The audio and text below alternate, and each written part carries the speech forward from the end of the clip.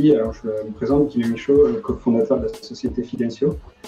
J'ai créé du coup en 2014 la sortie des bancs de l'EDEC avec mon associé Johan Melab, Fidencio, une conciergerie d'entreprise pour simplifier le quotidien des collaborateurs. Tous deux, on était fans d'entrepreneuriat, on a fait nos spécialités en finance d'entreprise.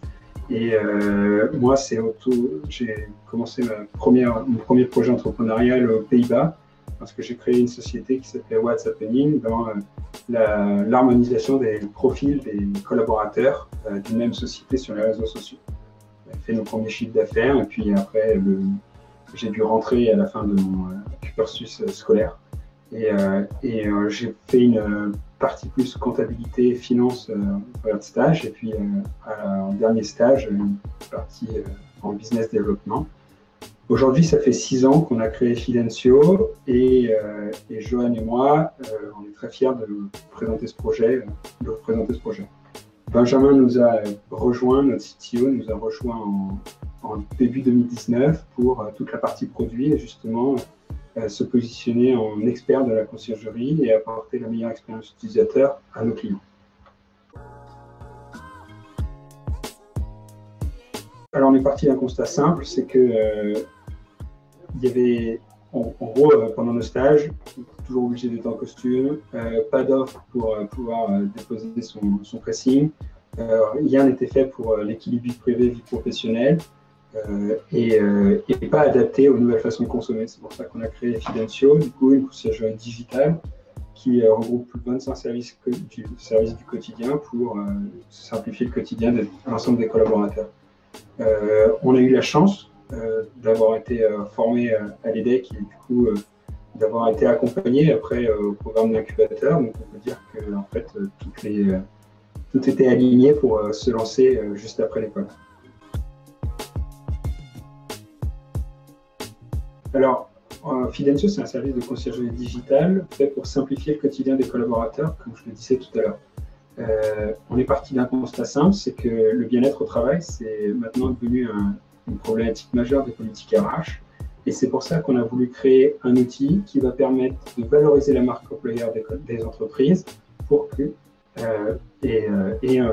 dans un second temps, permettre aux collaborateurs de se simplifier le quotidien et de retrouver un équilibre vie privée et vie professionnelle. Ce qu'on a fait, c'est qu'on a développé une plateforme web qui regroupe plus de 25 services du quotidien, comme le pressing, le lavage auto, la livraison de courses ou la réception de colis personnels. Tous ces services sont disponibles sur une plateforme personnalisée aux couleurs de l'entreprise et qui vont permettre de traiter toutes ces tâches du quotidien à la vitesse de l'éclair. Pour vous donner un ordre d'idée, on peut économiser jusqu'à 2 heures par semaine à nos utilisateurs, entre sa réparation de vélo ou la réception de colis ou le dépôt du pressing. Tout ça est automatisé et permet de faire gagner beaucoup de temps aux collaborateurs. Au tout début, quand on s'est lancé, on s'appelait PressingBox. On était un service de pressing en entreprise. On installait des casiers dans les entreprises gratuitement. Et les collaborateurs pouvaient déposer leur linge et le faire nettoyer. Et on margeait uniquement sur les prestations vendues. On a signé beaucoup de contrats avec cette offre-là. Donc on a signé avec Total, Areva, Air Liquide, LinkedIn. Et en rencontrant ces clients, ils nous ont dit que c'était super, que c'était très utilisé, mais qu'on n'était pas substituable à une conciergerie traditionnelle qui regroupait beaucoup plus de services. C'est pour ça qu'elles nous ont proposé qu'on lance une plateforme avec plus de 25 services sur cette plateforme et les digitaliser. Donc c'est comme ça qu'on s'est lancé. Donc en 2018, on est passé de PressingBox à Fidencio, un modèle par abonnement qu'on facture aux entreprises pour donner accès à leurs collaborateurs. Aujourd'hui, on a plus de 30 entreprises clientes. On a fait l'an dernier un chiffre d'affaires de 300 000 € et on continue de se développer en fonds propres, c'est-à-dire qu'on n'a jamais levé avant et que c'est la première fois qu'on ouvre notre capital pour justement accélérer parce que nous avons pu valider tous les process pour appuyer sur le go et démarrer le scale. Le marché du bien-être au travail, ça représente 16 milliards d'euros en Europe et 47 milliards d'euros dans le monde. Il faut savoir que le bien-être au travail aujourd'hui est en pleine croissance, il croît de 5% par an, et que la conciergerie digitale, 100% digitale, Fidencio, du coup, est parfaitement alignée aux besoins du marché. Justement, il faut savoir que 80% des espaces seront dématérialisés dans 10 ans, VS 20% aujourd'hui.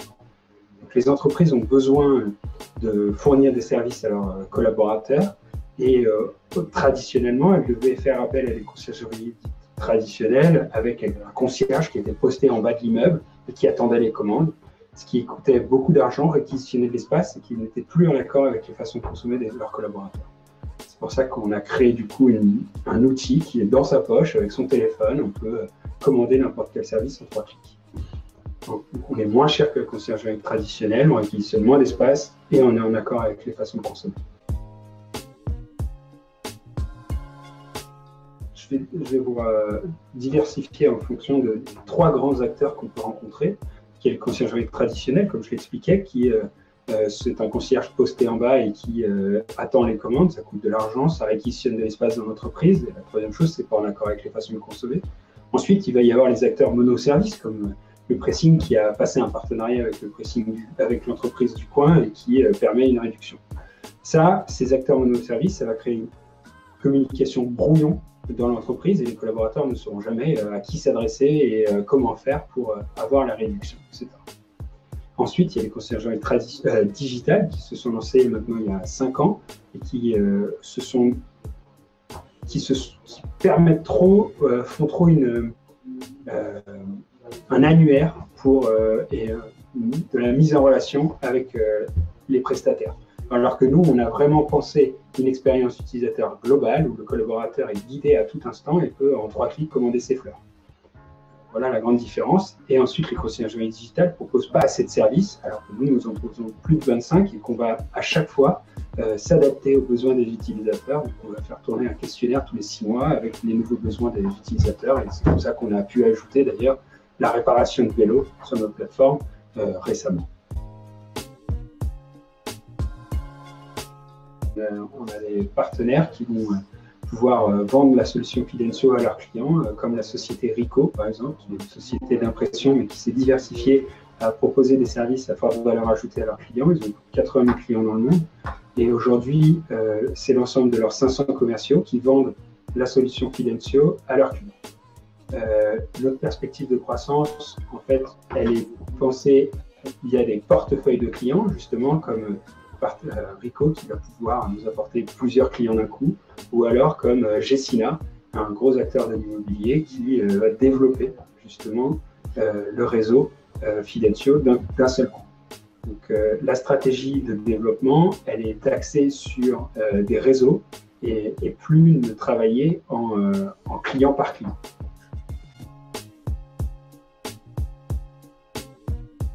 Alors aujourd'hui, on fait un chiffre d'affaires de 300 000 euros, on fera plus de 500 000 euros l'an prochain, 1 million et le million en 2022. Notre but, c'est d'atteindre 3 millions en 2023 et 8 millions en 2025. Justement, comment on va pouvoir faire ces chiffres-là? C'est s'adosser sur des grands comptes, comme Ricoh qui va pouvoir nous apporter plusieurs clients d'un coup, ou comme Gecina, pareil. Et ensuite, sur toute la transformation de clients avec la consommation sur la plateforme, qui va faire évoluer le chiffre d'affaires de façon importante.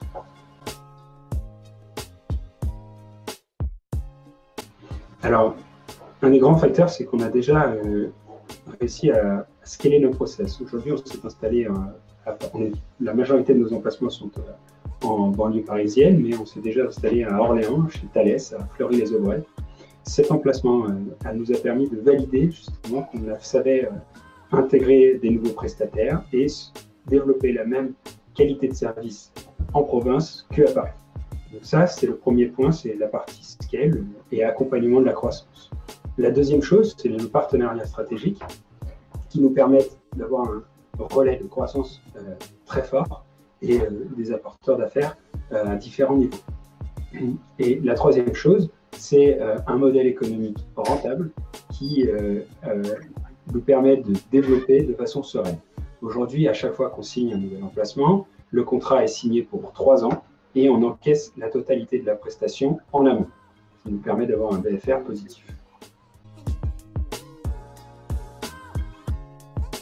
Un des points que tu n'as pas cité tout à l'heure, c'est le contexte actuel.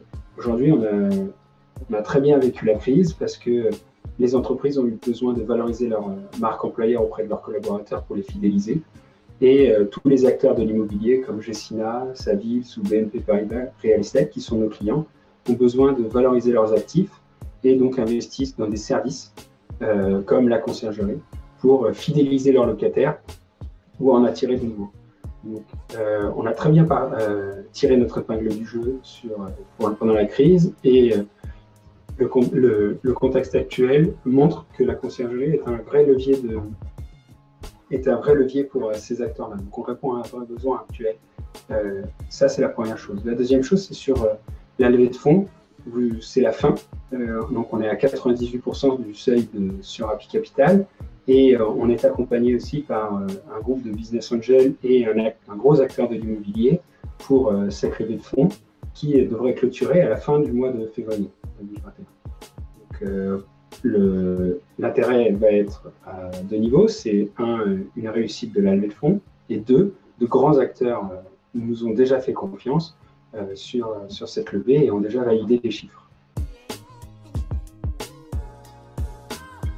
On a déjà du coup sécurisé 120 000 euros via Happy Capital. On a 60 000 euros qui sont sécurisés via des business angels et le reste est sécurisé par un acteur de l'immobilier qu'on ne peut pas encore citer, mais qui nous permet de clôturer cette levée à la fin du mois sur les plateformes. Les fonds ils vont être reliés à trois pôles. Le développement de l'expérience utilisateur, offrir le meilleur produit à nos utilisateurs pour être reconnu comme un expert de la conciergerie et maximiser nos taux d'utilisation, pour renouveler les contrats notamment. La deuxième chose, ça va être de booster la croissance. Donc, internaliser l'équipe sales avec un recrutement d'un commercial senior qui va nous permettre de développer des grands comptes. Et d'ouvrir de nouveaux marchés comme le résidentiel et les hôpitaux. Et enfin, la troisième chose, c'est soutenir cette croissance, donc le recrutement de Customer Success Managers qui vont pouvoir permettre d'accompagner les gestionnaires et nos clients dans la relation et dans le développement de la conciergerie. Déjà, pour ceux qui nous ont déjà investi, merci beaucoup. J'ai hâte de continuer l'aventure avec vous, de vous présenter du coup les différents reporting et la stratégie qui se développe et qui fonctionne bien. La deuxième chose, c'est je me tiens à votre disposition pour tous les autres et venir rejoindre une entreprise qui change le monde.